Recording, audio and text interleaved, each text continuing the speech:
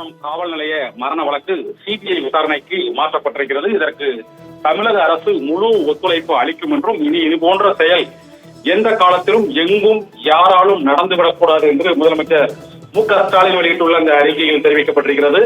சிவகங்கை மாவட்டம் திருபுவனத்தில் 28ஆம் தேதி விசாரணைக்காக அழைத்துச் செல்லப்பட்ட அஜித்குமார் என்பவர் திருபுவனம் காவல் நிலையத்தில் மர்மமான முறையில் அவர் மரணமடைந்தார். விசாரணையின் போது காவலர்கள் நடத்திய தாக்குதல் தான் அவரது மரணத்துக்கு காரணம் என்பதை அறிந்து மிகவும் வேதனை அடைந்தேன் என்று முதலமைச்சர் மு.க.ஸ்டாலின் வெளியிட்டுள்ள அந்த அறிக்கையில் தெரிவித்திருக்கிறார். இது யாராலும் நியாயப்படுத்த முடியாத காரணம் சொல்லி தப்பிக்க முடியாத செயல் என்றும் அவர் வேதனை தெரிவித்திருக்கிறார். இந்த சம்பவம் தொடர்பாக குற்றம் சாட்டப்பட்ட 6 காவலர்கள் சம்பவம் நடந்த அன்றே பணியிடை நீக்கம் செய்யப்பட்டிருக்கிறார்கள்.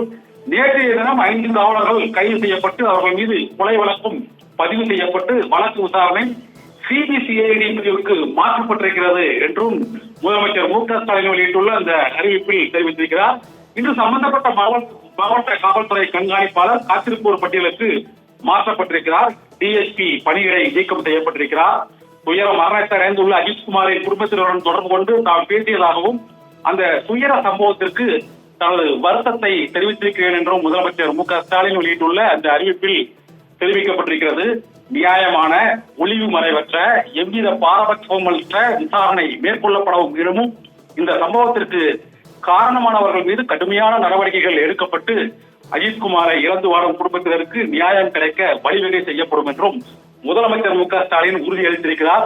சென்னை உயர்நீதிமன்ற மதுரை கிளையில் இந்த வழக்கு விசாரணையை சிபிசிஐடியே தொடரலாம் என தெரிவித்துள்ள போதிலும் குற்றம் சாட்டப்பட்டவர்கள் காவல்துறையைச் சேர்ந்த 5 பேர் என்பதால் இந்த வழக்கை சிபிஐக்கு மாற்றுமாறு உத்தரவிட்டுள்ளேன் என்றும் முதலமைச்சர் மு.க.ஸ்டாலின் வெளியிட்டுள்ள அந்த அறிவிப்பில் தெரிவிக்கப்பட்டிருக்கிறது.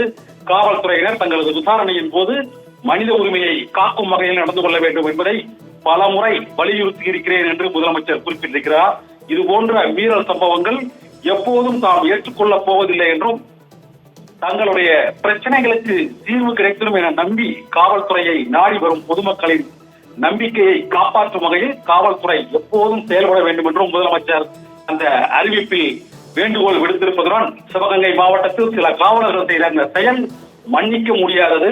இனி இது போன்ற செயல் எந்த காலத்திலும் எங்கும் யாராலும் நடந்துவிடக் கூடாது என்றும் அந்த சிபிஐ விசாரணைக்கு உத்தரவிட்ட முதலமைச்சர் மு.க.ஸ்டாலின் வெளியிட்டுள்ள அந்த அறிவிப்பில் தெரிவிக்கப்பட்டுள்ளது.